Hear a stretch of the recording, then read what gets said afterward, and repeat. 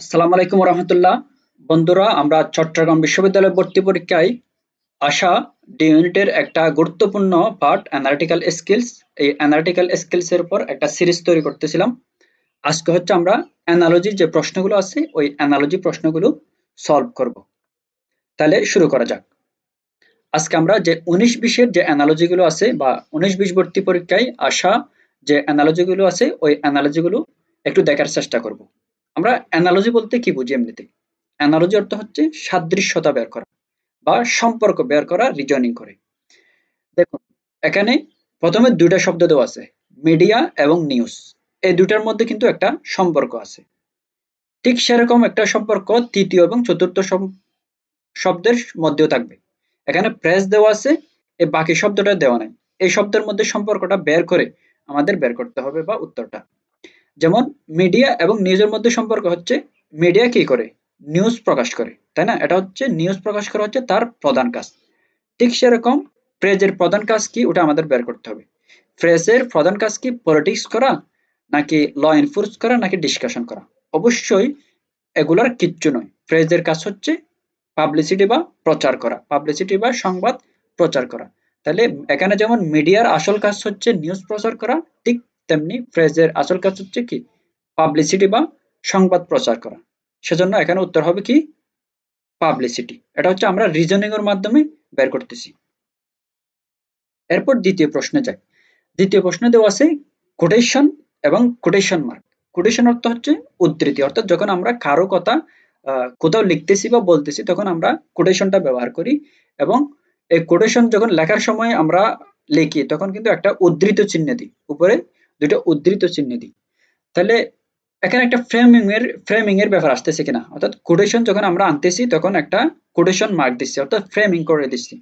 ঠিক সেরকম ফিক্সার যখন আমরা ক্যাপচার করি বা ফিক্সার যখন আমরা সাজাই তখন আমরা এখানে একটা ফ্রেম দিই কিনা? অবশ্যই দিই। তাহলে এখানে উত্তর কোনটা হবে? ফ্রেম। তাহলে এখানে আপনি প্রশ্ন করতে পারেন, ফিক্সারের সাথে কিন্তু ক্যাপশন, প্রিন্ট, আউটলেট এগুলো কিন্তু সম্পর্কিত। কিন্তু এই যে প্রথম যে দুটো শব্দের মধ্যে যে সম্পর্কটা আছে এই সম্পর্কটা কিন্তু ক্যাপশন, প্রিন্ট এবং আউটলেটের মধ্যে দিয়ে যায় না।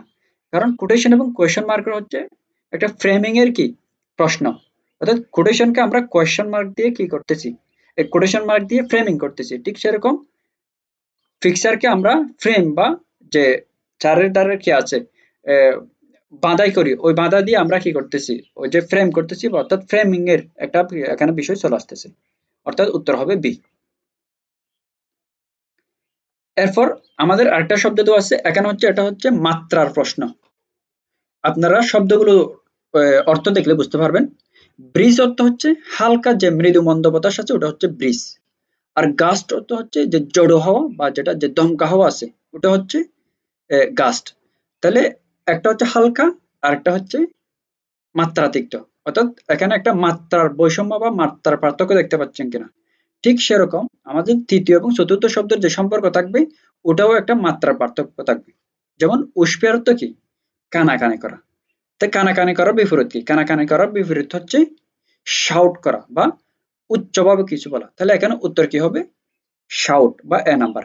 এখানে আপনি বলতে পারেন নয়েজ করলেই কিন্তু কি হচ্ছে? শাউট হচ্ছে। কিন্তু এটা ঠিক বিপরীত শব্দ নয়। সেজন্য এখানে নয়েজটা উত্তর হবে না। এরপর আমরা তৃতীয় প্রশ্নে যাই। তৃতীয় প্রশ্ন হচ্ছে আমাদের একটা প্রিপারেশন এবং তার রেজাল্ট রিলেটেড সম্পর্ক। এখানে যেমন দেখা যাচ্ছে প্রিসিভিয়ারেন্স। প্রিসিভিয়ারেন্স হচ্ছে কি? অধ্যবসায়। অধ্যবসায় করলে আমরা আউটকাম কি পাই? সাকসেস বা সফলতা পাই। ঠিক সেরকম কিউরিওসিটি, আমাদের মধ্যে যখন কিউরিওসিটি বা কোনো কিছু জানার আগ্রহ জন্মে তাহলে এই কিউরিওসিটি থেকে আমরা কি পাই? আমরা কি হাইপোথেসিস পাই, ইনভেস্টিগেশন পাই, রিসার্চ পাই, নাকি নলেজ পাই? অবশ্যই নলেজ পাই। কারণ এটা হচ্ছে কিউরিওসিটির আউটকাম। আপনারা বলতে পারেন কিউরিওসিটির কারণে আমরা ইনভেস্টিগেশন করি, রিসার্চ করি বা হাইপোথেসিস বিল্ড করি। এগুলো এখানে উত্তর হচ্ছে না। কারণ এগুলো হচ্ছে আউটকাম নয়, এগুলো হচ্ছে আউটকামের প্রসেস। এই ইনভেস্টিগেশন, রিসার্চ, হাইপোথেসিস এগুলো প্রসেসগুলো পার করার মাধ্যমে আমরা নলেজটা পাই। আমাদের মধ্যে যখন কিউরিওসিটি জন্মে তখন ইনভেস্টিগেশন, রিসার্চ, হাইপোথেসিস ইত্যাদি বিল্ড করার মাধ্যমে আমরা কিন্তু নলেজ আউটকামটা পাই। এখানে যেমন প্রিসিভিয়ারেন্স এর মাধ্যমে আমরা আউটপুট পাচ্ছি সাকসেস, ঠিক সেরকম আমাদের মধ্যে যখন কিউরিওসিটি জন্মায় সেটার আউটপুট পাচ্ছে কি নলেজ, সেজন্য এখানে উত্তর হবে কি নলেজ। এগুলো কিন্তু আমাদের এই রিজনিং করতে হবে, রিজনিং না করলে আমরা যে কোনো একটা হুদাই কি দাগে চলে আসবো। এরপর আমাদের 5 নম্বর প্রশ্ন, সেটা হচ্ছে পাইপলাইন এবং হচ্ছে রিফাইনারি। রিফাইনারি অর্থ হচ্ছে পরিশোধিত যে পানি আছে এগুলো আর কি। পাইপলাইনের মাধ্যমে, যেমন আপনারা ওয়াসার কথা চিন্তা করতে পারেন, তাহলে পাইপলাইনের মাধ্যমে কি হয়, রিফাইনারি বা পরিশোধিত পানি পরিবাহিত হয়, অর্থাৎ একটা বাহন এবং যা বাহিত হচ্ছে এটার একটা সম্পর্ক আছে। পাইপলাইন হচ্ছে বাহন, রিফাইনারি হচ্ছে যা বাহিত হচ্ছে। ঠিক সেরকম আর্টারি হচ্ছে ধমনী, আমাদের শরীরের মধ্যে শিরা ধমনী আছে না, যেগুলোর মাধ্যমে রক্ত প্রবাহিত হয়। তাহলে আর্টারি যেহেতু এখানে বাহনের নাম দেওয়া আছে, আমাদের এর বাহিত বস্তু কি এটা বের করতে হবে। বাহিত বস্তু কি, ব্লাড। আর্টারির মাধ্যমে কি নার্ভ বাহিত হয়, হার্ট বাহিত হয় নাকি লিভার বাহিত হয়? অবশ্যই এগুলো কিচ্ছু না, আমাদের মধ্যে আমাদের আর্টারির মাধ্যমে কি কি বাহিত হয়, ব্লাড বাহিত হয়। অর্থাৎ বাহন এবং যে বাহিত বস্তু এই দুটার সম্পর্ক আমাদের এখানে বের করতে হচ্ছে। ওকে, এরপর আমাদের 6 নাম্বার প্রশ্ন, সেটা হচ্ছে ব্রাইট এবং ডাল। এখানে কিন্তু দুইটা ঠিকই বিপরীত বিপরীত অর্থপূর্ণ শব্দ। যেমন ব্রাইট অর্থ হচ্ছে উজ্জ্বল, আর ডাল অর্থ হচ্ছে অনুজ্জ্বল। ব্রাইট অর্থ উজ্জ্বল, ডাল অর্থ অনুজ্জ্বল, তো দুইটা হচ্ছে বিপরীত অর্থ প্রকাশ করতেছে। ঠিক সেরকম আমরা যে তৃতীয় এবং চতুর্থ শব্দ এখানে আনবো অ্যানালজি হিসেবে, এগুলো কিন্তু বিপরীত অর্থ প্রকাশ করতে হবে। যেমন এখানে দেওয়া আছে ফ্রেশ, তাহলে ফ্রেশ এর বিপরীত কি হবে? ফ্রেশ এর বিপরীত কি ড্রাই হবে, শুকনো, নাকি রাফ হবে, নাকি ওয়েট বা ভিজা হবে? অবশ্যই এগুলো কিছু হবে না, কারণ যেটা শুকনো বা যেটা ভিজা সেটা অফ্রেশ বা বাসি নাও হতে পারে। তাহলে এখানে উত্তর কি হবে, সেটা হচ্ছে স্টেল বা বাসি, যেটা হচ্ছে ঠিক ফ্রেশ শব্দের বিপরীত। ফ্রেশ, স্টেল, ব্রাইট, ডাল, অর্থাৎ এখানে বি উত্তর হবে। এরপর আমাদের লাস্ট এবং এটা হচ্ছে সেকেন্ড লাস্ট প্রশ্ন। এখানে দেওয়া আছে আইস এবং টিয়ার্স। এখানে বাহন এবং ওই যে বাহিত বস্তুর সম্পর্কটি কি?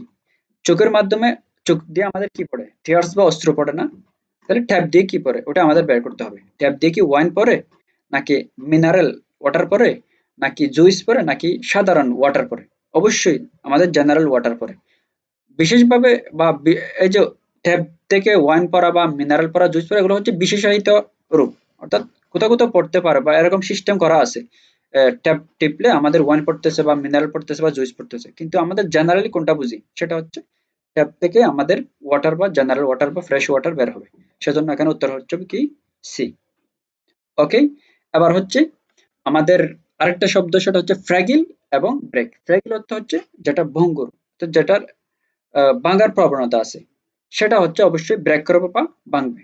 তাহলে এখানে সম্পর্কটা কি? সম্পর্কটা হচ্ছে কোন একটা ক্যারেক্টার এবং তার যে অ্যাকশন, ক্যারেক্টার এবং অ্যাকশনের সম্পর্ক। ফ্র্যাগিল ভঙ্গুর কোন একটা বস্তুর বৈশিষ্ট্য, এবং সেটা অবশ্যই ভাঙতে পারে বা এটাকে ভাঙা যায়। ঠিক সেরকম কোন একটা বস্তু যদি ফ্ল্যাম্বেবল হয় বা দাহ্য হয়, যেটাকে আগুন দিয়ে জ্বালানো যায়, সেটা অবশ্যই কি করবে, বার্ন করবে, জ্বলে যাবে বা এটাকে জ্বালানো হবে। তাহলে এখানে 7 নম্বর উত্তর কি হবে? 7 নম্বর উত্তর হবে এ। আশা করি এই অ্যানালজির কিভাবে রিজনিং করতেছি বা কিভাবে আমরা সম্পর্কগুলো আইডেন্টিফাই করতেছি এটা বোঝা গেছে। Thank you.